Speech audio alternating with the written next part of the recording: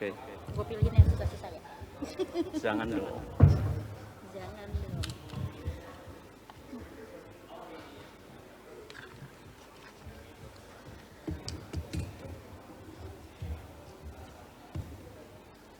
Pertamanya udah segini aja. Lumayan kok.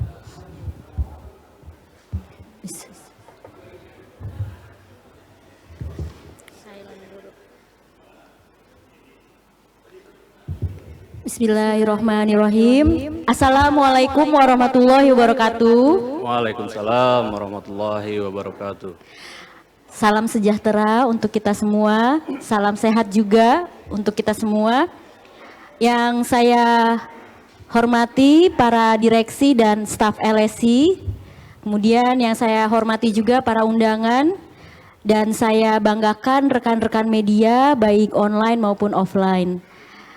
Kawan-kawan, hari ini kita berkumpul di Geraha 2 Raja Wali, gedung LSI Network, untuk sama-sama mengikuti konferensi pers dari survei nasional yang kita lakukan per tahunnya. Hari ini kita akan mengangkat tema tentang judul 3 poros utama pasangan Capres dan Cawapres 2024, Capres Cawapres divisi utama versus Capres Cawapres divisi 2. Dari judulnya kita akan punya gambaran, akan ada beberapa nama Capres dan Cawapres, apa porosnya, kemudian siapa divisi 1, siapa divisi 2.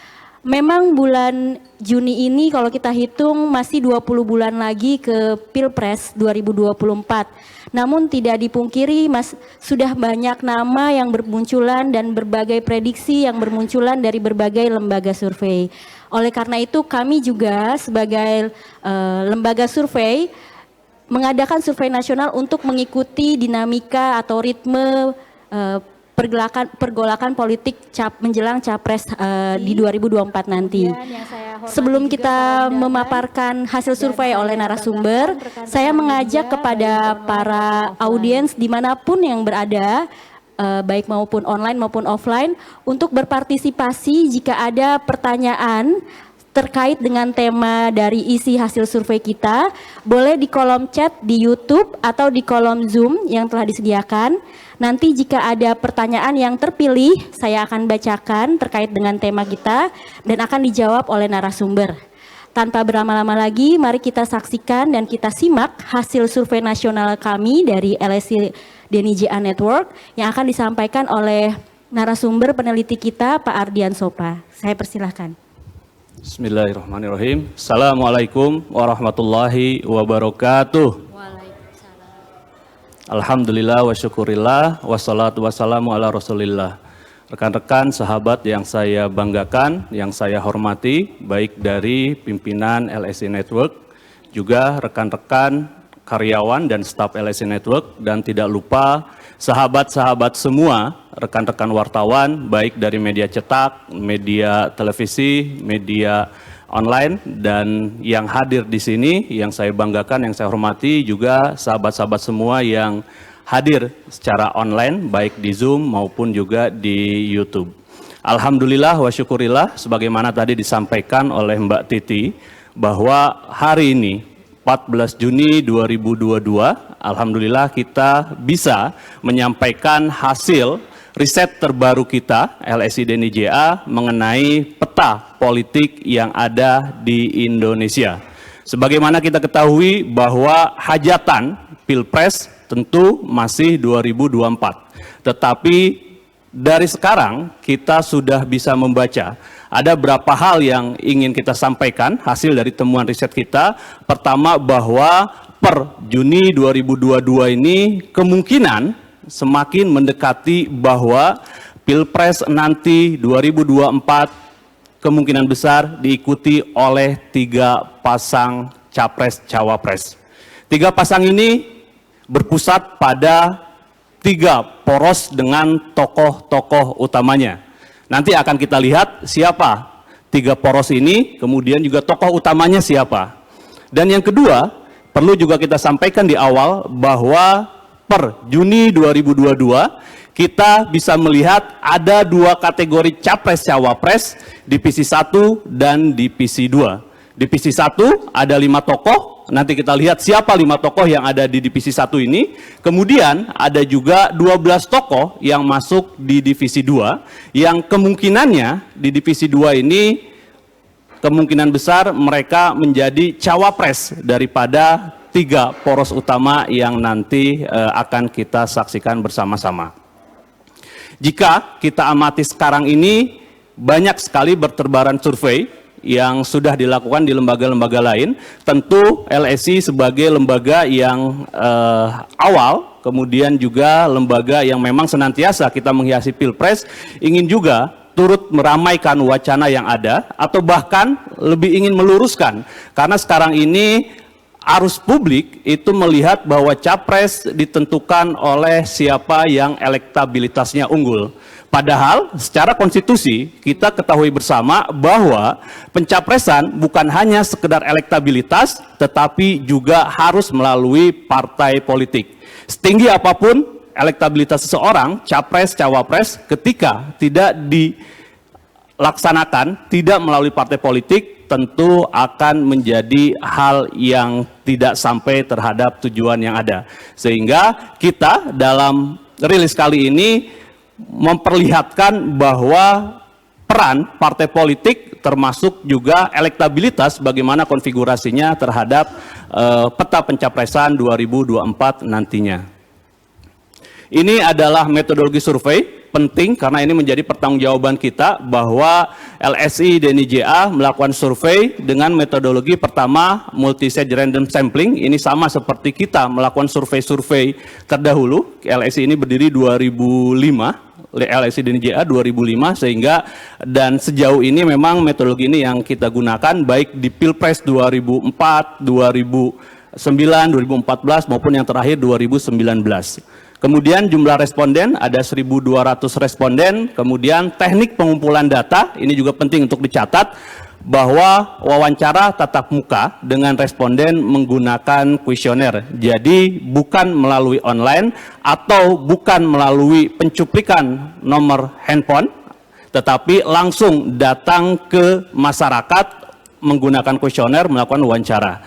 Kemudian margin of error, karena kita menggunakan sampel 1.200 plus minus 2,9%. Dan yang di kanan ini metodologinya mulai dari poin 1 sampai dengan poin 6. Nanti kalau misalnya kita ingin perdalam bisa, tetapi intinya bahwa semua pemilih di Indonesia mempunyai kesempatan yang sama untuk terpilih menjadi responden. Sehingga inilah metodologi survei yang kita gunakan. Sebelum kita masuk terhadap tema atau inti dari temuan-temuan survei terbaru kita, perlu juga kita sampaikan dahulu mengenai siapa LSI ini, termasuk juga pendiri dari LSI. Dan alhamdulillah di beberapa tahun yang lalu, Pak DNIJA sebagai founder dari LSI mendapatkan Lifetime Achievement Award untuk survei dan konsultan politik atas 9 pencapaian prestasi. Bisa kita saksikan bersama, ada 9. Pertama misalnya pendiri profesi konsultan politik pertama di Indonesia. Sehingga banyak yang bilang bahwa Pak DNIJA merupakan founding father dari konsultan politik. Kemudian yang kedua juga membatalkan di Mahkamah Konstitusi pada waktu itu 2 undang-undang yang melarang quick count di hari pemilu. Sehingga alhamdulillah sekarang setiap ada perhelatan Pilpres maupun juga yang lain-lain, Pilkada maupun juga yang lain-lain, itu kita bisa menyaksikan quick count sehingga kita bisa lebih cepat siapa yang pergerakan suaranya seperti apa. Kemudian yang ketiga juga pendiri Asosiasi Lembaga Survei pertama di Indonesia, AROPI atau Asosiasi Riset Opini Publik Indonesia. Karena yang mengawasi kita-kita sekarang ini, ya lembaga survei adalah di asosiasi ini ya. Kemudian yang keempat, dedikasi di dunia survei sejak pemilu langsung 2004. Kemudian yang kelima, rekor quick count selisih 0% dengan real count KPU. Kemudian juga yang keenam, rekor 13 kali mengiklankan prediksi survei dan terbukti. Ini memang dulu-dulu sering kita lakukan karena survei masih menjadi barang baru. Dan alhamdulillah 13 kali diiklankan survei dan hasilnya terbukti akurat. Kemudian juga yang ketujuh, rekor publikasi survei di headline halaman 1 koran nasional 10 kali berturut-turut. Ini tentu tidak lepas juga dari bantuan, dari perhatian dari sahabat-sahabat semua, rekan-rekan wartawan. Kedelapan, rekor ikut memenangkan 4 kali pemilihan presiden, 30 gubernur dan 80 bupati dan wali kota. Kemudian yang 9, rekor pencapaian tingkat dunia untuk kampanye sosial media. Ini lebih kepada bukan untuk berbangga hati, tapi lebih kepada apa yang dilakukan Pak Denny sebagai founder LSI diapresiasi oleh publik. Kemudian ini di tahun 2015, alhamdulillah Pak Denny menjadi salah satu dari 30 tokoh oleh Time Magazine menjadi orang yang berpengaruh di internet. Di sana ada Barack Obama, presiden pertama kulit hitam Amerika, kemudian juga Justin Bieber, kemudian juga ada presiden Argentina, Christina Kirchner, kemudian juga ada Shakira, kemudian juga ada Narendra Modi, mantan Perdana Menteri India ya. Kemudian ini juga yang membanggakan kita bahwa alhamdulillah di 16 Agustus 2018 pencapaian rekor LSI di tingkat dunia dicatat di Guinness Book of Record menjadi pendidikan politik tingkat dunia dan dipecahkan pada waktu itu dan diserahkan kepada LSI Denny JA. Tentu sekali lagi ini merupakan apresiasi dari publik dan alhamdulillah kita ingin mencapai puncak-puncak prestasi yang ada dan ini adalah salah satu beberapa hal yang sudah kita capai. Baik, sekarang kita masuk kepada inti dari pemaparan atau inti dari hasil temuan kita. Hasil dari temuan kita yang tadi dilaksanakan 23 Mei sampai 14 Juni. Dan tentu riset kali ini tidak hanya tadi disampaikan survei mengenai wawancara tatap muka, tetapi juga dilengkapi dengan in-depth interview, media analisis, kemudian juga FGD dan metode-metode lainnya. Kita lihat bahwa terbentuknya KIB, kita tahu sendiri, Koalisi Indonesia Bersatu, yang diprakarsai oleh 3 partai, ada Partai Golkar, kemudian juga ada Partai Amanat Nasional, dan Partai Persatuan Pembangunan, P3, sehingga kemungkinan Pilpres 2024 terdiri dari 3 pasang Capres-Cawapres yang berpusat pada 3 poros. 3 poros itu apa aja? Pertama, poros 1 yaitu poros PDIP. Karena kalau kita lihat jumlah kursi yang didapat oleh PDIP itu sebanyak 128 kursi.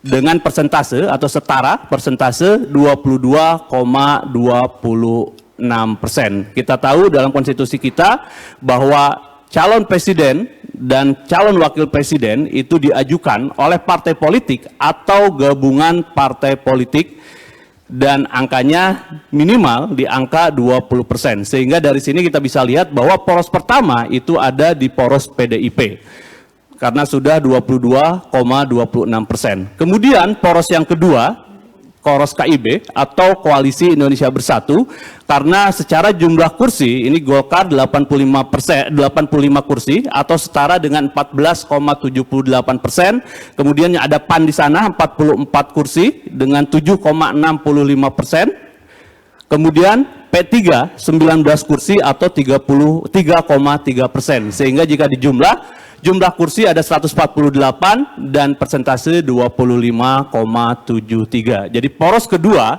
yang terbentuk itu adalah poros KIB. Kemudian yang ketiga, poros sisa dunia. Ini adalah gabungan dari partai-partai politik yang memang belum tergabung baik di PDIP maupun di KIB. Di sana ada 1, 2, 3, 4, 5 partai dari Gerindra dengan yang terbanyak 78 kursi atau 13,57%. Kemudian Nasdem 59 kursi 10,26, PKB 58 dengan 10,09, Demokrat 54 kursi dengan 9,39%, PKS 50 kursi dengan 8,7%. Sehingga kalau dijumlah di total 299 kursi, ini sisa dunia ada 52,01%. Dan kalau dilihat dari sisa dunia ini memang Gerindra yang paling banyak jumlah kursinya di angka 78 kursi. Ada catatan dari kita, baik poros PDIP ataupun poros KIB masih bisa menambah partai lain untuk koalisi, sehingga ini akan menutup peluang bagi lahirnya pasangan keempat. Sehingga kita melihat bahwa ke depan semakin mengerucut terhadap 3 poros ini. Karena kalau dihitung-hitung ini ada 52, memang kalau dibagi rata misalnya masih memungkinkan 2 pasang calon lagi dari sisa dunia ini. Tetapi kita berpikiran atau membaca bahwa PDIP mungkin juga nanti akan menarik salah 1 atau 2 partai dari yang ada. Termasuk juga KIB, statement-statement terakhir masih menyampaikan bahwa mereka membuka ruang bagi partai-partai yang ingin bergabung. Sehingga per Juni 2022 kita menyampaikan bahwa terbentuk 3 poros utama dalam Capres-Cawapres 2024. Sekarang siapa tokoh utama dari 3 poros yang terbentuk itu? Kita melihat bahwa poros 1 dengan PDIP ini tokoh utamanya adalah Mbak Puan Maharani atau Puan Maharani. Beliau adalah mantan anggota DPR RI, kemudian juga pernah menjadi Menko dan sekarang menjadi Ketua DPR RI. Yang menarik dari Mbak Puan ini secara posisi bahwa dia telah mengenyam pendidikan politik yang begitu panjang, tetapi memang kita mencatat beliau ini masih dimungkinkan bisa menjadi capres maupun bisa menjadi cawapres. Standing point-nya kita lihat ada di situ. Di poros 1, kemudian poros kedua, Airlangga Hartarto, kita tahu beliau Menko Perekonomian, sekarang ini dulu Menteri, kemudian Menko Perekonomian, dan sekarang menjadi juga Ketua Umum Partai Golkar ya. Dan kalau dilihat dari keadaan sekarang, beliau juga kita lihat masih memungkinkan bisa sebagai capres maupun juga sebagai cawapres, kedua tokoh ini. Kemudian yang ketiga, poros ketiga, ini Pak Prabowo Subianto. Ini kita lihat kalau yang 2 tadi masih bisa nomor 1, nomor 2, tetapi kalau dengan Pak Prabowo, karena di luar 2 poros itu, kemudian juga Gerindra, partai terbesar, dan Prabowo elektabilitas tertinggi, kemudian juga beliau pernah bertarung 2014-2019 menjadi calon presiden, sehingga kita melihat bahwa pilihan dari Pak Prabowo ini di capres saja. Jadi kita lihat bahwa inilah 3 tokoh utama, 2 tokoh sudah memegang tiket, Mbak Puan, kemudian Pak Airlangga, ditambah ketum partai terbesar di luar PDIP dan KIB yaitu Pak Prabowo Subianto. Di mana posisi teman-teman yang lainnya? Kita melihat bahwa 3 pemain utama 2024 tentu tidak bisa maju sendiri, tetapi juga harus ada pasangan sehingga nantinya menjadi 3 pasang capres cawapres 2024. Kita melihat bahwa tadi disampaikan 3 tokoh utama dari poros ini ada Mbak Puan, Pak Airlangga, kemudian juga Pak Prabowo, ditambah 2 orang lagi, 3 orang harusnya, ini masih ada 2 orang, yaitu Pak Anies dan Pak Ganjar, dan 1 lagi memang masih menjadi tanda tanya.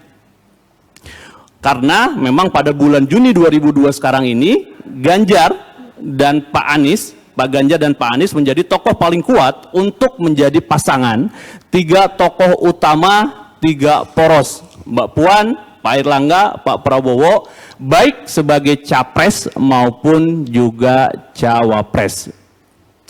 Dan nanti tanda tanya ini kita akan jawab di slide selanjutnya, tetapi sekarang inilah yang menjadi tokoh-tokoh utama yang nanti akan berkontestasi kemungkinannya di 2024 yang akan datang.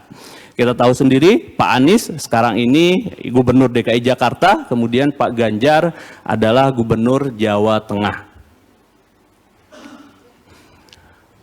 Kita memotret kira-kira siapa sebenarnya secara elektabilitas yang paling tinggi elektabilitasnya, penerimaan masyarakatnya di survei terbaru kita. Kita tahu bahwa ini ada 10 capres yang kita uji, mulai dari Pak Prabowo sampai dengan Pak Muldoko, dan ini adalah hasilnya. Dan Pak Prabowo Subianto ini masih menjadi yang terunggul di angka 28,9%. Kemudian di urutan kedua ada Pak Ganjar 23,5%, terpaut sekitar 5,4% dengan urutan yang pertama. Selanjutnya ada Pak Anies Baswedan 14,6%. Seterusnya di bawah 7% ada AHY, Sandiaga Uno, Airlangga, Puan, Tri Risma Harini, Erick Thohir, Muldoko, dan seterusnya. Jadi dari data ini bisa kita bilang bahwa di luar 2 tokoh yang sudah memegang tiket, Prabowo, Ganjar, dan Anies, 3 tokoh tertinggi elektabilitasnya. Sehingga tadi kita lihat bahwa ada 5 calon divisi utama untuk capres atau cawapres di 2024 nanti. Prabowo, Ganjar, kemudian juga Anies Baswedan. Sehingga kita melihat bahwa inilah 5 calon divisi 1 sebagai capres maupun cawapres 2024 untuk 3 poros. Jadi kita tidak hanya melihat dari elektabilitas, tetapi kita juga melihat dari tiket pencapresan yang sudah ada.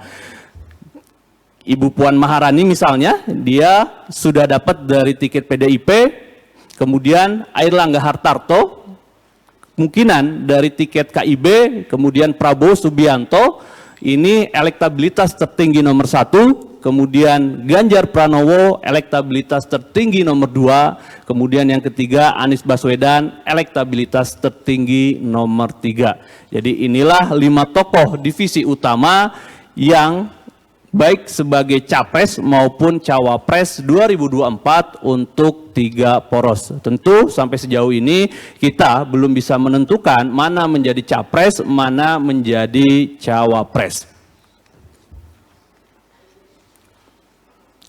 Tadi yang tokoh ke-6 yang kita masih tanda tanya, kita melihat bahwa tokoh ke-6 ini diperbutkan oleh 12 tokoh, kita sebut sebagai divisi 2, tadi divisi 1, karena memang posisi mereka lebih sebagai cawapres 2024. Divisi 2 ini belum mempunyai tiket pencalonan, kemudian juga secara elektabilitas belum masuk ke 3 besar. Di sana ada Agus Harimurti Yudhoyono atau AHY 6,1%, kemudian juga ada Sandiaga Uno Menparekraf 5,3%, kemudian ada Pak Ridwan Kamil Gubernur Jawa Barat, kemudian ada Gus Muhaimin, Gus Ami, Caimin, Muhaimin Iskandar 1,6%, kemudian ada Ibu Hovifah Gubernur Jawa Timur, kemudian juga ada Menteri BUMN Erick Thohir di angka 1,5%, kemudian juga ada Muldoko, Kepala Staf Presidenan, Budi Gunawan, Tito Karnavian, Sri Mulyani, Andika Perkasa, sampai dengan Lanyala Mahmud Mataliti yang elektabilitasnya sampai saat ini masih di bawah 1%.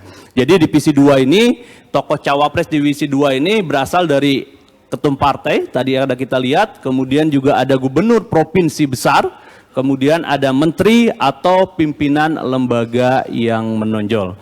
Ini adalah tokoh-tokoh di divisi 2 yang kemungkinan besar mengisi posisi cawapres, kemudian mengisi posisi kotak tanda tanya yang tadi kita saksikan bersama. Kemudian kita juga membuat catatan terutama untuk tokoh-tokoh yang berada di divisi 1. Di sana ada Mbak Puan, kemudian Pak Airlangga, kemudian juga ada Pak Prabowo, ada Pak Ganjar, ada Pak Anies, dan 5 orang itu. Kemudian ini catatan untuk Pak Prabowo di divisi 1. Kita ingin tahu mengenai tingkat pengenalan, kesukaan, dan elektabilitas. Karena ini adalah hukum besi dari pemenangan, hukum besi dari elektabilitas. Orang tidak mungkin pilih kalau misalnya dia tidak suka. Orang sudah suka, tapi juga orang akan suka atau tidak suka ketika dia sudah kenal. Sehingga memang pengenalan ini yang paling utama. Dan sejauh ini memang angka pengenalan Pak Prabowo itu relatif sudah hampir maksimal, sudah di angka 90% lebih, tepatnya di angka 95,9%. Kesukaan juga relatif baik di angka 76,4%. Kemudian elektabilitas di angka 28,9%. Ini juga yang menjawab mengapa misalnya Pak Prabowo masih unggul dibandingkan dengan bakal calon presiden yang lain di divisi 1 itu. Karena memang secara pengenalan baik, kesukaan juga oke, sehingga elektabilitasnya juga paling tinggi. Tapi kalau misalnya kita bandingkan dengan Pilpres 2019, di mana Pak Prabowo juga berkontestasi di sana, angka yang ada sekarang ini jauh dibandingkan dengan ketika 2019 yang lalu. Pada 2019 yang lalu di angka 44,59%, sekarang 28,9%. Sehingga kita membuat catatan untuk Pak Prabowo, sungguh pun Pak Prabowo kini tertinggi, tapi elektabilitasnya sudah jauh berkurang dibandingkan dukungan di Pilpres 2019 yang lalu. Catatan untuk Pak Prabowo. Yang kedua, catatan untuk Pak Anies Baswedan. Dari pengenalan juga sudah mencapai titik yang baik di angka 83,4%. Jadi pemilih di Indonesia 83,4% mengetahui, mengenal, pernah mendengar mengenai Anies Baswedan. Kemudian angka kesukaan juga relatif baik di angka 73,6%, kemudian elektabilitas 14,6%. Catatan buat Pak Anies, sungguh pun elektabilitasnya sekarang ini nomor 3, tapi Pak Anies tidak menguasai partai, kemudian juga di bulan Oktober 2022 nanti, jabatan sebagai Gubernur DKI Jakarta akan habis. Sehingga ini yang menjadi catatan dan dari link LSI DNIJA untuk Pak Anies Baswedan. Kemudian yang ketiga, catatan untuk Pak Ganjar Pranowo, pengenalan masih di angka 66,4%, kemudian kesukaan ini bagus di angka 82,1%, kemudian elektabilitas 23,5%. Jadi catatannya sungguh pun Ganjar elektabilitas nomor 2, iya, sama juga seperti Pak Anies, meskipun Pak Ganjar kader partai, tapi tak menguasai partai. Kemudian juga jabatan gubernurnya akan selesai di tahun 2023 pada bulan September. Catatan kedua, jika ia menjadi calon presiden dari PDIP dan terpilih sebagai presiden, Pak Ganjar potensial pula menjadi ketua umum PDIP setelah Ibu Megawati. Ini juga dikhawatirkan oleh para elit PDIP yang inginkan ketua umum PDIP dari Trah Soekarno. Ini catatan untuk Pak Ganjar Pranowo. Kemudian catatan untuk Mbak Puan Maharani. Secara pengenalan di angka 66,8%, kesukaan 53,4%, dan elektabilitas masih di angka 2%. Jadi sungguh pun Mbak Puan, tokoh utama Trah Soekarno yang memegang tiket PDIP, tapi elektabilitasnya sebagai capres belum meyakinkan. Kemudian yang kedua, jika Mbak Puan hanya sebagai cawapres dan capresnya dari partai lain, misalnya Pak Prabowo, PDIP memberi peluang emas bagi Gerindra untuk mengalahkan PDIP dalam pemilu 2024 yang akan datang. Kemudian jika tiket capres diberikan ke Pak Ganjar, Ganjar jika terpilih presiden bisa pula menjadi ketua umum PDIP yang tak disukai oleh elit pro Trah Soekarno. Ini catatan untuk Mbak Puan. Kemudian ini catatan untuk Pak Airlangga. Secara pengenalan masih di bawah 50%, tepatnya di angka 47,6%. Kemudian kesukaan di angka 65,6%. Dan elektabilitas ini di angka 4,5%. Jadi sungguh pun Pak Airlangga Hartarto, pemain utama KIB, karena jumlah kursi dibandingkan dengan partai lain lebih banyak.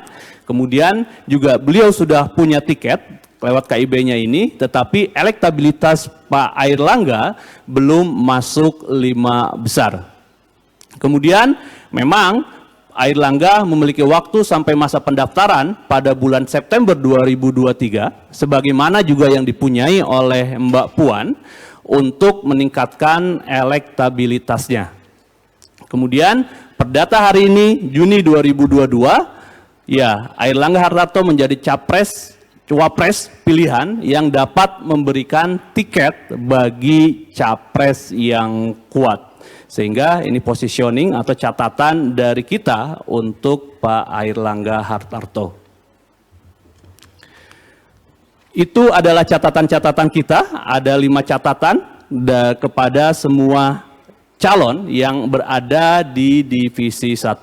Sehingga dari hasil-hasil temuan kita ada beberapa kesimpulan yang bisa kita sampaikan. Yang pertama bahwa Pilpres 2024 besar kemungkinan menjadi 3 pasang, berpusat di 3 poros utama. Ada Mbak Puan di poros PDIP, kemudian juga Airlangga Hartarto di poros KIB, dan juga Pak Prabowo di poros sisa dunia ya. Tapi kita juga mencatat bahwa 3 poros ini bisa berubah jika Gerindra dan PDIP akhirnya bersatu. Kesimpulan yang kedua, per Juni 2022 hadir 5 capres dan cawapres divisi 1, yaitu gabungan pemegang tiket partai dan elektabilitas tertinggi. Di sana ada Mbak Puan dengan tiket PDIP, Pak Airlangga dengan tiket KIB, kemudian Pak Prabowo dengan tiket sisa dunia, kemudian ada Pak Ganjar dengan elektabilitas tertinggi nomor 2, kemudian Pak Anies Baswedan elektabilitas tertinggi nomor 3. Ini kesimpulan kita yang kedua. Kemudian kesimpulan yang ketiga, per Juni 2022 hadir 12 tokoh capres, cawapres divisi 2. Ini ada 12 tokoh, dari mulai tokoh ketua umum partai, ada Agus Harimurti Yudhoyono, AHY, kemudian juga ada Gus Ami, Muhaimin Iskandar, kemudian juga ada Menteri Sandiaga Uno, kemudian Erick Thohir, kemudian juga Pak Tito Karnavian, Sri Mulyani, kemudian juga ada tokoh-tokoh politik yang lain, ada juga Gubernur Ridwan Kamil, Khofifah, dan juga yang lain-lain. Kemudian juga ada Lanyala sebagai Ketua DPD RI ya, Andika Perkasa juga sebagai Panglima, Sri Mulyani Menteri Keekonomian, dan seterusnya. Jadi 12 inilah yang kita masukkan di divisi 2 karena memang belum memegang tiket, kemudian yang kedua juga elektabilitas belum masuk ke 3 besar. Kemudian yang keempat, kesimpulan kita, baik Airlangga Hartarto ataupun Puan Maharani, keduanya saat ini kita tahu memegang tiket poros, masih memiliki 15 bulan waktu yang tersisa dari sekarang sampai dengan masa pendaftaran nanti untuk menambah elektabilitasnya menjadi capres yang kuat. Apakah ini dimungkinkan? Tentu dimungkinkan karena keduanya juga memegang kendali partai ya, ketua umum partai maupun juga tokoh di partai. Pak Airlangga ketua umum di Golkar, Bu Puan tokoh di PDIP ya. Jadi 4 hal ini yang menjadi kesimpulan dari riset kita kali ini. Semoga bisa menambah wacana yang ada atau bahkan berharap menambah opini-opini publik yang berkembang di masyarakat bahwa memang pada akhirnya setinggi apapun elektabilitas tapi tanpa partai politik itu tidak bisa menjadi calon presiden. Demikian saya kembalikan kepada Mbak Titi. Terima kasih Pak Ardian Sopa atas pemaparan yang sangat lengkap dan jelas atas hasil survei nasional dari LSI dan IJA Network. Jadi kita sudah terjawab ya dari judul, 3 poros utamanya ada 3 tadi disebutkan, kemudian juga ada 5 kandidat calon presiden yang masuk dalam divisi utama dan 12 capres-cawapres yang masuk ke divisi kedua. Oke, untuk memperjelas dari hasil dan mengeksplorasi dari hasil survei kita, saya mengundang kepada para rekan-rekan di sini maupun undangan untuk memberikan pertanyaan jika ada yang ingin ditanyakan terkait dengan tema kita. Juga saya mengundang kepada para audiens dimanapun berada yang di online, yaitu audiens di YouTube dan audiens di Zoom. Untuk jika ada pertanyaan yang terkait dengan tema kita bisa dituliskan di kolom chat yang akan saya pilih, nanti akan dijawab oleh narasumber kita. Untuk itu kesempatan pertama saya berikan kepada undangan dan rekan-rekan media yang hadir di sini, dipersilahkan. Terima kasih. Satu-satu. Oh nyala, oke. Ini luas banget ya, sampai pusing mau nanya. Banyak kan. Tadi yang saya tertarik, jadi LSI udah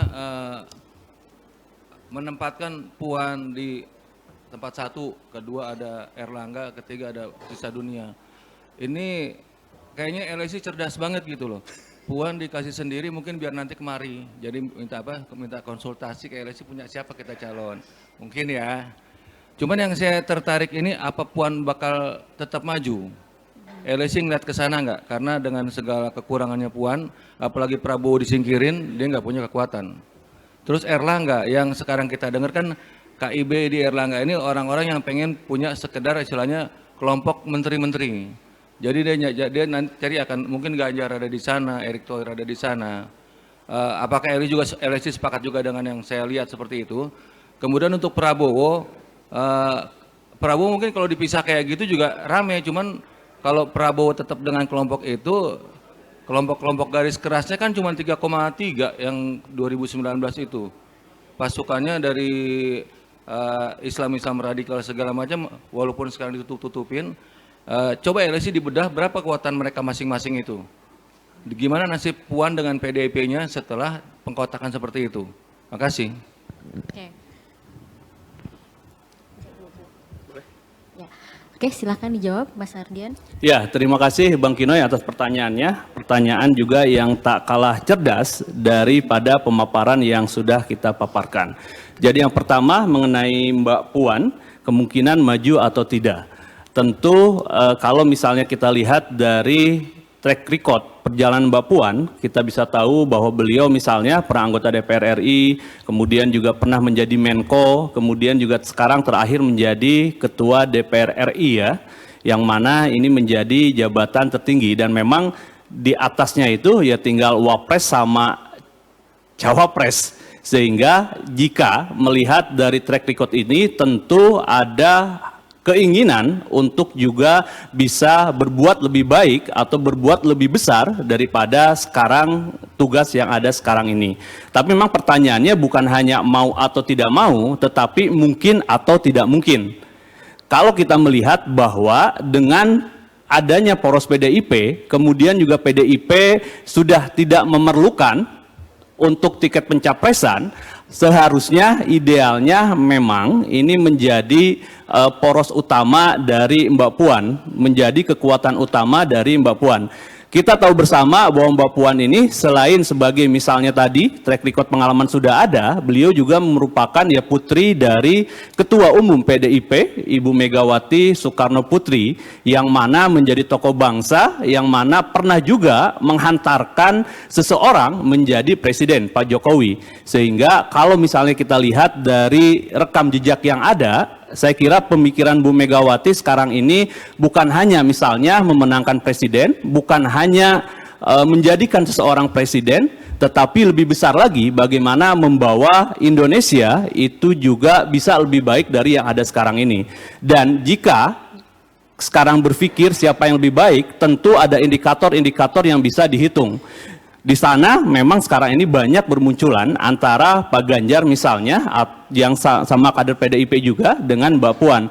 Tapi dengan penglihatan seorang Ibu Megawati, saya bisa melihat bahwa kemungkinan besar ya pada akhirnya poros PDIP ini akan diberikan kepada Mbak Puan ya, Mbak Puan Maharani. Itu yang pertama.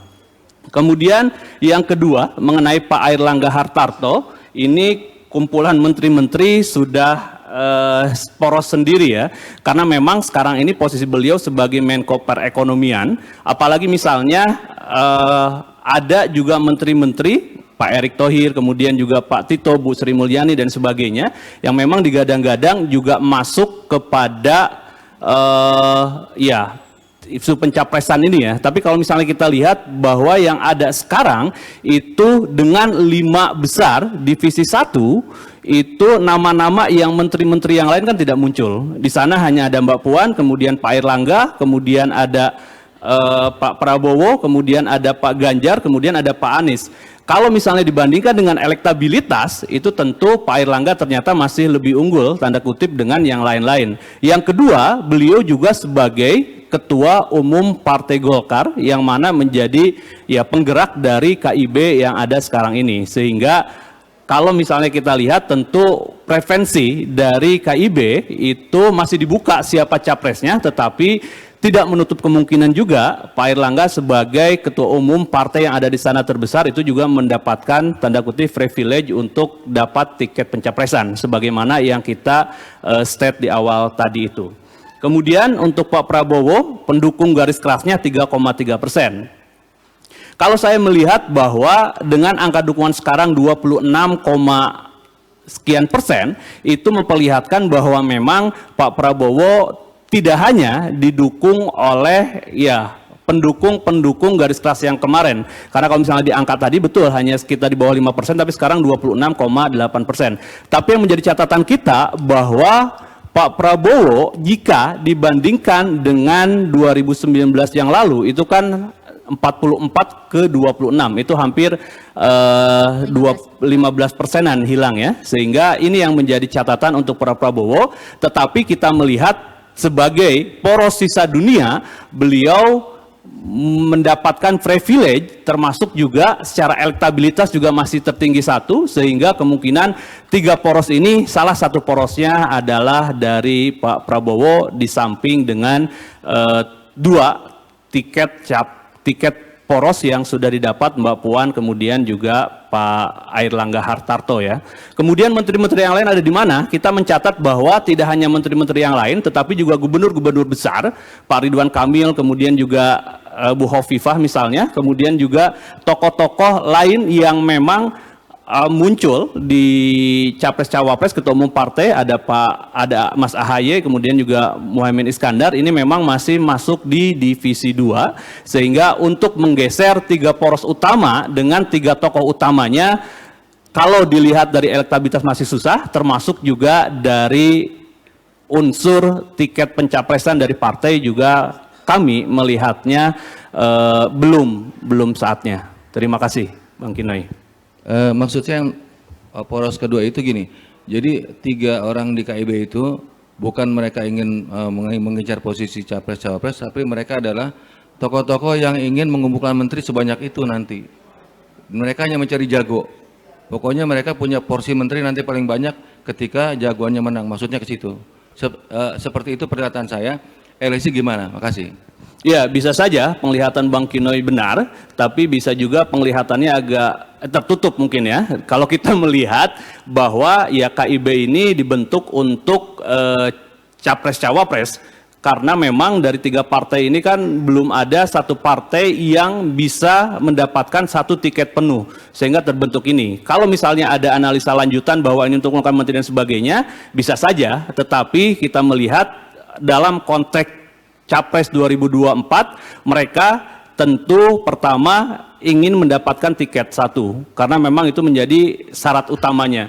Yang kedua, tentu di dalam ini pun setelah terbentuk ingin juga menang. Nah, ketika ingin berbicara menang, tentu mereka mencari kader atau mencari kandidat terbaik. Nah, dalam posisi itu tentu yang paling utama mungkin dari internal mereka dulu, ada dari Golkar, P3 maupun juga PAN, baru setelah itu bisa juga dari kumpulan menteri-menteri yang ada di KIB. Tetapi kalau misalnya catatan kita, menteri-menteri yang muncul pun itu ternyata secara elektabilitas masih di bawah. Tetapi analisa ke sana juga dimungkinkan ya. Tapi kita melihatnya seperti tadi itu. Terima kasih Bang Kinoy. Oke, baik. Ada lagi? Yes.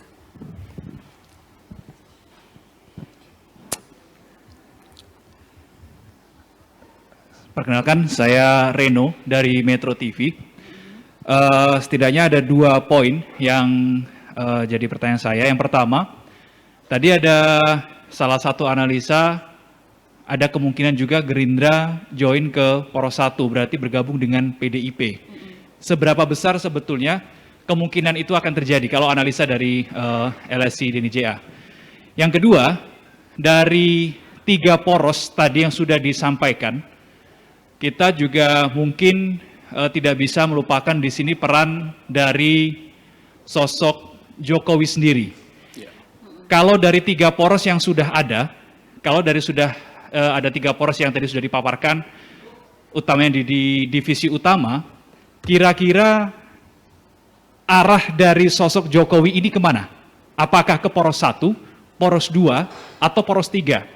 Karena ada juga analisa yang mengatakan bahwa KIB ini sebetulnya dalam tanda kutip sampan yang disiapkan oleh Jokowi ketika sosok yang didukung tidak diakomodir oleh PDIP. Kemarin juga kita mendengar bahwa Jokowi mengatakan ketika dengan Bu Mega, saya dan Ibu Mega ini seperti anak dan anak, dan wajar anak ini kalau kadang-kadang nakal. Ini sebuah simbol politik menurut saya yang perlu disimak.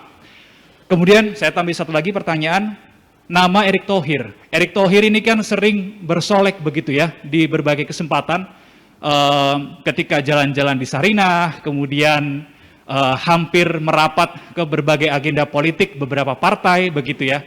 Apakah kemudian tanda tanya itu akan terisi dengan nama Eto, Erick Thohir, atau seperti apa? Kemungkinannya seperti apa untuk Eto mengisi posisi di tanda tanya itu? Saya rasa demikian, terima kasih. Baik, terima kasih Mas Reno. Pertanyaan yang tajam juga cerdas ya. Jadi yang pertama, seberapa besar kemungkinan Gerindra gabung dengan PDIP? Tentu yang bisa menjawab ini ya Gerindra dengan PDIP. Tetapi kita melihat bahwa sekarang ini 3 poros utama ini yang akan muncul karena memang masing-masing poros ini punya juga kekuatan tokoh utamanya masing-masing. Baik, tadi misalnya dibilang di poros 1 ada Mbak Puan, kemudian poros 2 ada Pak Airlangga Hartarto dengan KIB-nya, kemudian poros ketiga Pak Prabowo. Nah, mereka dimungkinkan untuk gabung, tentu dimungkinkan karena kalau misalnya kita tidak salah, kalau misalnya kita ingat bahwa dulu Bu Mega itu juga pernah berpasangan dengan Pak Prabowo, sehingga ada sejarah kedekatan antara keduanya itu ya, sehingga jika memang kita melihat sejarah tentu kemungkinan itu ada, satu. Kemudian yang kedua, jika kita melihat konfigurasi yang ada, tentu koalisi ini dibentuk selain sebagai pencapresan, tentu juga berharap untuk memenangkan pertarungan yang ada. Jadi saya melihat jika memang nantinya koalisi antara Gerindra dengan PDIP dihitung secara di atas kertas bisa memungkinkan untuk menang, maka kami melihat bahwa koalisi ini bisa terjadi. Tetapi jika kemungkinan koalisi Gerindra dengan PDIP ini ternyata menimbulkan PR baru, misalnya PR tadi itu, apakah ketika misalnya Mbak Puan menjadi cawapres ternyata memberi tiket emas buat Gerindra untuk menang, tentu ini akan menjadi hambatan untuk gabungnya 2 partai politik besar ini. Atau misalnya Mbak Puan menjadi capres, Pak Prabowo menjadi cawapres misalnya, tentu juga akan menjadi pertanyaan menarik, apakah Pak Prabowo-nya mau atau tidak. Atau misalnya nanti ada titik temu bahwa PDIP majukan siapa, kemudian Gerindra memajukan siapa sehingga terjadi koalisi ini, tentu buat saya yang akan dihitung adalah kemungkinan menang atau tidaknya, atau penerimaan masyarakatnya. Sehingga dari sekarang sampai dengan nanti kita melihat mereka akan menganalisis kemungkinan-kemungkinan yang ada. Tapi catatannya bahwa apakah dimungkinkan? Tentu dimungkinkan. Bahkan sampai di state di kita bahwa koalisi 3 poros utama ini bisa terjadi jika memang Gerindra dan PDIP tidak bergabung. Karena ketika misalnya Gerindra dan PDIP bergabung, ini tentu akan merubah kontestasi 3 poros utama ini menjadi berubah. Itu yang pertama.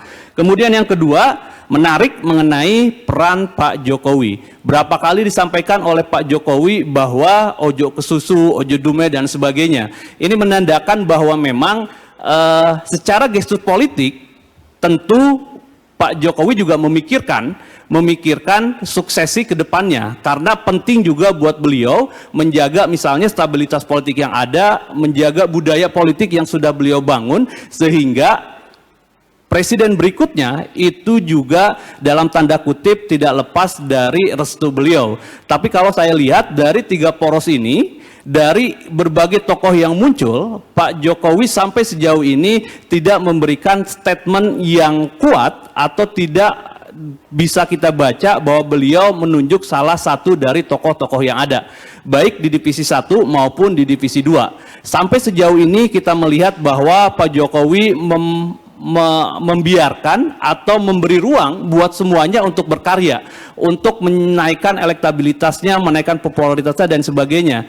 Tentu kita akan tunggu sampai dengan nanti kira-kira apa yang akan dilakukan Pak Jokowi, restu siapa, restu beliau akan turun ke siapa. Tapi sejauh ini kita melihat bahwa memang belum ada restu ke siapa-siapa. Meskipun tendensi itu ada di beberapa orang ya, tetapi kita melihat belum ada yang pasti. Dalam artian bahwa sekarang ini perposisi kali ini ya Pak Jokowi masih wait and see, tidak menentukan ke siapa-siapa. Tapi bahwa beliau berpikiran untuk suksesi ke depan itu siapa, tentu berkepentingan. Itu yang kedua.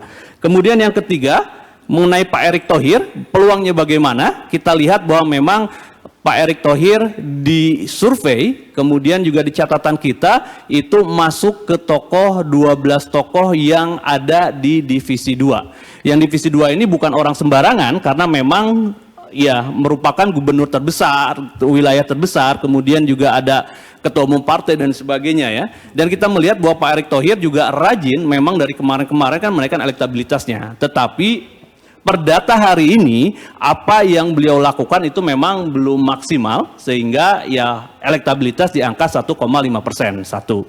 Kemudian yang kedua, secara partai pun belum punya partai, sehingga itu masih menjadi PR. Sehingga jika kita melihat peluangnya seperti apa, tentu peluang di kotak ke-6 yang tanda tanya itu tentu terbuka lebar buat Pak Erick, tapi juga terbuka lebar buat yang lain. Terutama kita melihat misalnya ada AHY juga di angka 6,1%, dia juga ketua umum partai, atau Gus Muhaimin ya dengan 1,6%, maupun juga Sandi maupun juga Ridwan Kamil. Jadi kita melihat Pak Erick berpeluang, tetapi juga yang lain berpeluang, sama-sama berpeluang. Dan 12 tokoh ini tentu akan berkontestasi, tetapi kita melihat kontestasi di Cawapres. Jadi kalaupun misalnya nanti Pak Erick terus berusaha dan sebagainya, kita melihat sampai sejauh ini per Juni 2022 beliau masih kelas divisi 2 untuk Cawapres dari 5 tokoh divisi 1 tadi. Demikian Mas Reno, terima kasih pertanyaannya. Baik, saya mengundang kembali teman-teman wartawan atau undangan yang ingin bertanya. Sambil menunggu Mas Ardian, ini ada pertanyaan dari Zoom, dari kerabat kita yang menanyakan bagaimana peluang Ridwan Kamil sebagai calon capres maupun cawapres di divisi 2 terkait dengan ada musibah yang dideritanya, dan apakah ada efeknya terhadap elektabilitas beliau, mengingat juga Jabar adalah daerah dengan suara terbesar. Bagaimana menurut Pak Ardian? Baik, terima kasih. Dari Mas siapa? Mas Sadewo. Mas Sadewo, terima kasih pertanyaannya. Kami juga mengucapkan turut belasungkawa ya atas berpulangnya A. Eril. tentu ini menjadi kalau kata Pak Ridwan Kamil menjadi pelajaran yang berharga buat beliau sendiri maupun juga buat orang-orang seperti beliau itu. Turut berbela sungkawa. Jadi yang pertama bahwa efek ini efek yang lumayan untuk menaikkan minimal popularitas Pak Ridwan Kamil. Karena sebagaimana kita ketahui bahwa atensi publik terhadap kasus ini kan lumayan tinggi ya. Kita bisa saksikan di media-media terus mengulas, bahkan di awal-awal misalnya menjadi trending topik di Twitter, kemudian juga sampai kemarin pemakaman itu begitu banyak orang yang menyaksikan, baik menyaksikan secara langsung maupun juga menyaksikan secara virtual ya. Dan ini memperlihatkan bahwa memang animo terhadap Pak Ridwan Kamil maupun juga animo terhadap musibah yang diterimanya dengan meninggalnya putra sulungnya ini menimbulkan atensi yang luar biasa dari publik Indonesia. Tetapi yang kedua yang menarik disikapi bahwa penyikapan respon dari Ridwan Kamil atau Kang Emil ini kan kita melihat elegan ya, elegan dalam artian tentu bagaimana orang tua manapun akan bersedih, tetapi bagaimana Pak Ridwan Kamil merubah kesedihan ini menjadi sesuatu yang menjadi energi yang luar biasa. Kita tahu ketika misalnya kemarin di Gedung Pakuan itu tidak hanya ya Kang Emil, kemudian tokoh-tokoh yang ada, tapi juga tokoh-tokoh nasional juga muncul ke sana. Sana ada Pak Ganjar, kemudian juga Pak Anies, kemudian Pak Airlangga, dan juga tokoh-tokoh yang lain memberikan statement yang luar biasa. Tentu dalam konteks ini, popularitas ini akan menaikkan popularitas yang ada. Satu. Kemudian yang kedua juga kesukaan dengan respon yang positif, ini juga saya yakin akan menaikkan kesukaan yang ada. Tetapi ketika angka elektabilitas ini tentu menjadi perhatian bersama kita. Dalam artian bahwa orang sudah kenal, orang sudah suka, tentu dia melihat kemampuan yang ada seseorang itu sehingga orang mau memilihnya.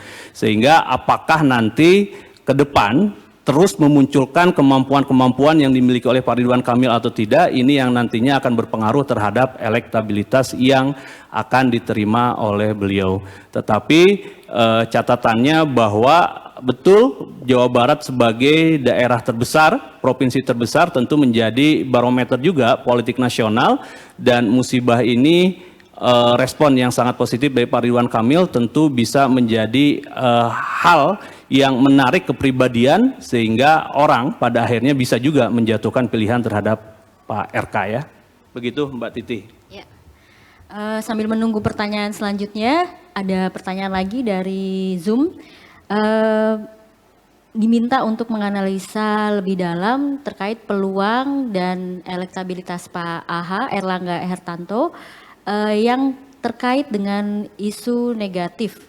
Mungkin bisa juga dielaborasi ke beberapa kandidat capres yang memiliki isu negatif, apakah pengaruhnya, sejauh mana peluangnya?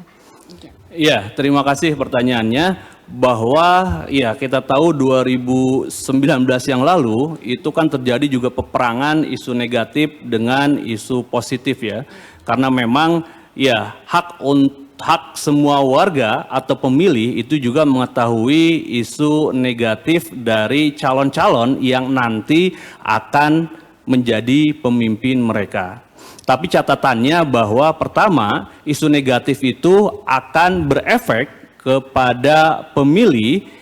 Pertama, seberapa luas? Apakah masyarakat mengetahui isu negatif itu luas atau tidak, banyak atau tidak? Kalau misalnya isu negatif itu hanya diketahui 1 atau 2% atau hanya kalangan elit saja, tentu itu tidak akan merubah peta politik yang ada. Pertanyaan kedua sekarang, kalau misalnya isu negatif ini sudah menyebar, kira-kira gimana? Kita juga tanya kepada masyarakat, kira-kira mereka percaya atau tidak dengan isu negatif itu. Sehingga kalau misalnya mereka percaya dengan isu negatif itu, tentu bisa merubah preferensi politik mereka. Tetapi dalam konteks Pilpres seringkali antara isu negatif, mohon maaf, dengan fitnah misalnya, atau dengan black campaign itu seringkali mirip-mirip ya, sehingga ini juga yang harus menjadi perhatian daripada politisi maupun juga pemilih. Jadi dua indikator itu yang menentukan apakah memang isu negatif itu bisa berpengaruh atau tidak. Dan saya yakin dari semua calon yang ada, tentu tidak ada yang sempurna, ada efek negatif, ada isu-isu negatif, ada isu-isu positif. Tinggal memang sejauh mana pada akhirnya buat kami yang menentukan itu, kalaupun misalnya ada isu negatif, itu isu positifnya lebih banyak daripada isu negatifnya, sehingga pada akhirnya di masyarakat tertanam bahwa si seseorang ini punya kesalahan A, B, C, D, E, tetapi kebaikannya ternyata sampai Z, A, B, C, D, E lebih banyak lagi, sehingga itu bisa merangkum atau menutupi kesalahan-kesalahan yang ada. Begitu. Oke, pertanyaan dari YouTube. Apakah bisa datanya dipaparkan per provinsi, Pak? Baik, tentu data kita insya Allah dan alhamdulillah juga lengkap. Nanti ini juga sebenarnya masih banyak hal yang ingin kita sampaikan, misalnya mengenai kalau misalnya pasangan-pasangan capres yang ada kira-kira potensinya seperti apa, misalnya kalau udah pasangan, misalnya ketika dipasangkan kandidat A dengan kandidat B seperti apa dan seterusnya. Tentu itu juga menjadi pemikiran kita. Kemudian juga yang tadi itu data breakdown per provinsi misalnya atau per pulau dan sebagainya, itu menjadi perhatian kita. Tapi memang untuk kali ini kita memilih untuk fokus dulu. Insya Allah nanti pertanyaan-pertanyaan yang tadi itu akan dijawab di rilis selanjutnya, di rilis yang akan datang, yang dengan isu yang berbeda, dengan angle yang berbeda, tetapi muatannya sama, bahwa kita ingin bahwa Pilpres ini menjadi hajatan bersama. Kita ingin bahwa apa-apa yang sudah baik kita pertahankan, yang jelek kita minimalisir. Terima kasih. Baik, nampaknya sudah tidak ada pertanyaan lagi dari Zoom dan YouTube. Pun dari undangan serta rekan-rekan media, sepertinya bisa dilanjutkan jika ada pertanyaan menyusul melalui wawancara personal. Oh, ada lagi Pak? Oh, sudah cukup. Oke, baik. Oke, kesimpulan dan closing kita akan sama-sama simak oleh Pak Ardian sekaligus penutup ya Mas Satya. Baik, terima kasih Mbak Titi, terima kasih buat rekan-rekan semuanya, baik yang hadir sekarang ini maupun juga di online yang tetap setia melihat pemaparan kita. Jadi dari hasil per Juni 2022 ini kita melihat memang semakin mendekati pasangan capres-cawapres ada di 3 poros. Dengan 3 poros utamanya ada Mbak poros PDIP, Mbak Puan di sana, kemudian juga poros KIB, Pak Airlangga, dan juga poros sisa dunia, Pak Prabowo. Dan kita melihat bahwa per Juni 2022 kontestasi divisi 1 ini terdiri dari 5 tokoh, ada Mbak Puan tadi, kemudian juga Pak Airlangga, kemudian juga Pak Prabowo, ditambah 2 orang, Pak Ganjar dengan elektabilitas tertinggi nomor 2, kemudian juga Pak Anies elektabilitas tertinggi nomor 3. Kemudian kita tahu bahwa 5 tokoh utama ini itu masih untuk 3 pasang masih memerlukan 1 orang, dan ini kemungkinan besar bisa diisi oleh 12 tokoh yang ada di divisi 2. Ada Mas AHY, Gus Muhaimin, Ridwan Kamil, Khofifah, dan seterusnya. Itu kemungkinan bisa masuk ke capres-cawapres di kotak nomor 6 itu ya. Dan yang terakhir kita melihat bahwa bahwa pencapresan bukan hanya sekedar elektabilitas penting, tetapi juga tiket partai. Dan sejauh ini ada tiket partai yang sudah bisa terbentuk di 3 poros, Mbak Puan, kemudian juga Pak Airlangga dan Pak Prabowo, dan mereka tiga-tiganya misalnya masih mempunyai waktu untuk menaikkan elektabilitasnya sehingga bisa menjadi capres atau cawapres yang kuat. Billahi fi sabilil haq fastabiqul khairat wallahu muwafiq ila aqwamit thoriq wabil taufiq wal hidayah. Wassalamualaikum warahmatullahi wabarakatuh. Waalaikumsalam.